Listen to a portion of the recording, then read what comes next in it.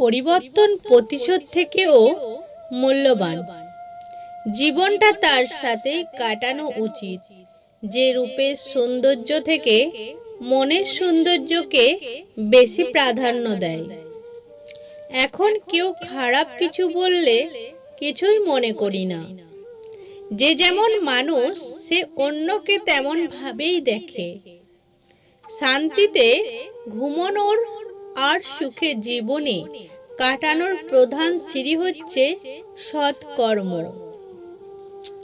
তুমি না তো অতীত যেতে পারবে, না তো অতীতে যেটা হয়েছে সেটা বদলাতে পারবে, কিন্তু তুমি এখন যেখানে আছো সেখান থেকে শুরু করে তুমি তোমার ভবিষ্যৎ পরিবর্তন করতে পারবে।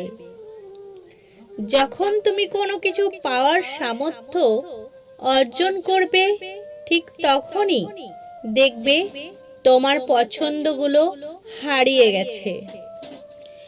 কেউ মায়ায় কারণে সমস্ত ইগো ভুলে যায়, আর কেউ ইগো কারণে সমস্ত মায়া ভুলে যায়। নিজের ভালো যে বোঝে না তাকে তুমি শত চেষ্টা করেও বোঝাতে পারবে না। এই মানুষদের শিক্ষা তখনই হয় যখন কারো না কারোর কাছে চরমভাবে প্রতারিত হয়। কাউকে অচেনা ভুল বুঝে নিজের মনের ভিতর ঘৃণা তৈরি করবেন না।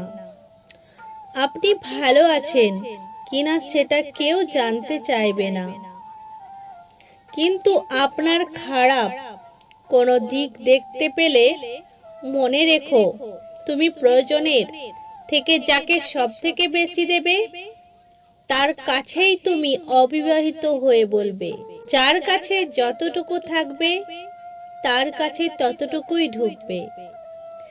তাই মাঝে মধ্যে নিজের মূল্যটা ধরে রাখার জন্য হলেও স্বার্থপর হওয়া দরকার। অতি আবেগী হতে চেও না। অতি আবেগ সবসময় তোমাকে ছোট করে রাখবে। যার জন্য তুমি অতিরিক্ত কিছু করতে চাইবে, দিনের শেষে তার কাছেই কোনো কারণ ছাড়াই নিষ্ঠুর হয়ে যাবে। ভালো থাকতে হলে মাঝে মাঝে একটু নিষ্ঠুর হতে হয়।